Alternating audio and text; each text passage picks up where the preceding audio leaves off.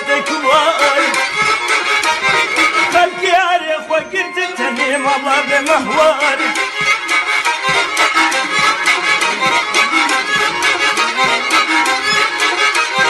بالكدمة كيف تشيد بالكدمة